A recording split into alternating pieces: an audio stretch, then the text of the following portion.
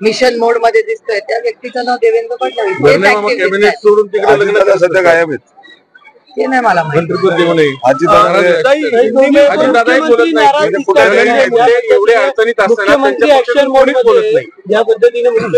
एक एक प्रश्न घ्या.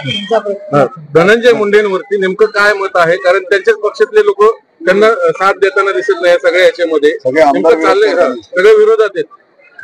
मला असं वाटतं आता SIT लावली आणि शेवटी कसं आहे एका सशक्त लोकशाहीमध्ये मी तुमच्याच चॅनलवर एक मोठी सभा बघितली त्याच्यात सगळ्याच पक्षाचे लोक म्हणजे हे माणुसकी विरुद्ध जी काही अतिशय गलिच्छ अस्वस्थ करणारी जी घटना झाली त्याच्या विरोधात मला वाटतं तो बीडचा विषय आता राजकीय राहिलेला नाही, तो माणुसकी वर्सेस क्रूर विकृत मानसिकता असा झालेला आहे.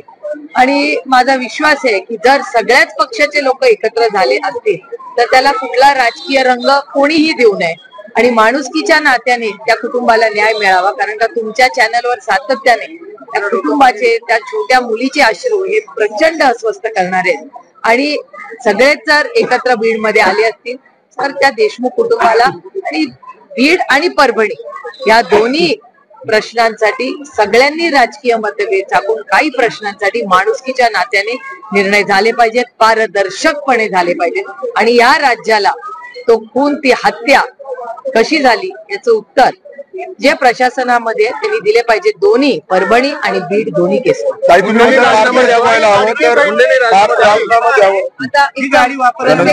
प्रत्येकाची ती मॉरॅलिटी असते. म्हणजे आदरणीय पवार साहेब जेव्हा मुख्यमंत्री होते आणि जेव्हा त्यांच्या टीम्सवर आरोप झाले तेव्हा त्या काळामध्ये त्या मंत्र्यांनी नैतिक जबाबदारी म्हणून कशाला लांब कशाला जायचं. काँग्रेसमध्ये जेव्हा अशोक चव्हाणांवर आरोप झाले तेव्हा अशोकरावांनी पण राजीनामा दिलाच होता. त्याच्यामुळे ती मॉरॅलिटी आता माननीय मुख्यमंत्री आणि त्यांच्या पक्षाच्या लोकांनी योग्य तो निर्णय घ्यावा. आता समाजामध्ये काय भावना लोकांची आहे ती तुमच्या सगळ्यांच्या चॅनलवर रोजच दिसते. 22 नाही आता 24-25 दिवस झाले असतील रोज लीड स्टोरी तीच आहे. त्यामुळे एखाद्या संवेदनशील सरकारला काय करायचं हे सारखंच कशाला विरोधकांनी सांगितलं पाहिजे. काहीतरी नैतिकता ही सरकारमध्ये पण असावी एवढीच माफक अपेक्षा. लाडकी बहीण योजनेमध्ये आता मला असं वाटतं हा प्रश्न तुम्ही माननीय मुख्यमंत्री आणि उपमुख्यमंत्र्यांना विचारला तर जास्तीत सही. लाडकी बहीण योजनेमध्ये लाडकी बहीण योजनेमध्ये अनेक नावं काढणार आहे. इलेक्शन मी ह्या बऱ्याचशा गोष्टी ज्या मागच्या वर्षी बोलले त्या 25 मध्ये तुम्हाला हळूहळू दिसतील तर मला काय आश्चर्य वाटत नाही. आणि as a matter of fact काल का परवाच्याच दिवशी माझ्याकडे एक रिझर्व्ह बँकचा एक रिपोर्ट फिस्कल डेफिसिट रिफॉर्म्स वर आलेला आहे.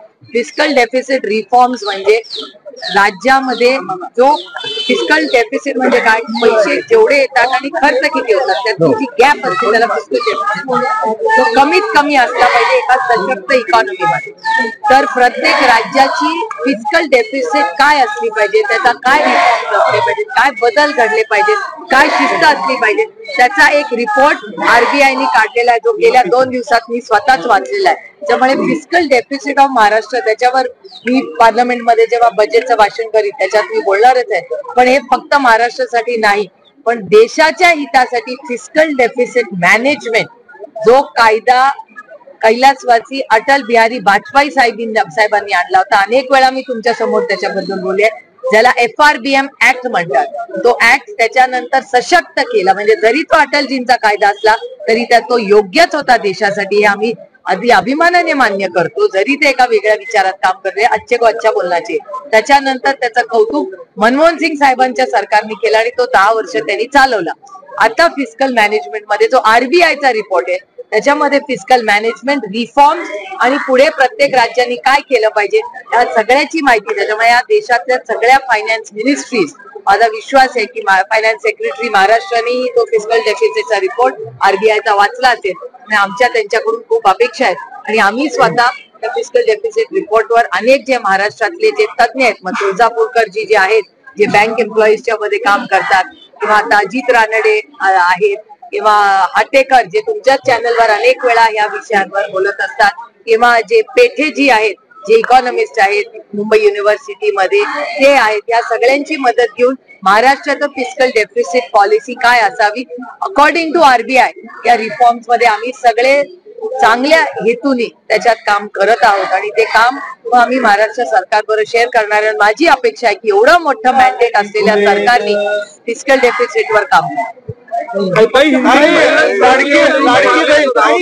लाडकी बहीण योजनेमध्ये स्क्रुटिनी होणार आहे, अनेक नावं त्यामध्ये गाळणार आहेत, स्क्रुटिनी होणार आहे लाडकी बहीण योजनेमध्ये. हे मी आधीही बोललेले, त्याच्यामुळे मला काय आश्चर्य वाटत नाही. मी मागच्या वेळेस चाकणमध्ये नाराज असलेले असं नाही हो, भुजबळ साहेबांचे आणि आमचे अनेक दशकांचे कौटुंबिक संबंध आहेत. जरी मध्ये काही राजकीय गोष्टी झाल्या असतील तरी पवार म्हणजे सुप्रिया सुळे, शरद पवार फॅमिली आणि भुजबळ साहेबांच्या कुटुंबामध्ये कधीही अंतर आलेलं नाही.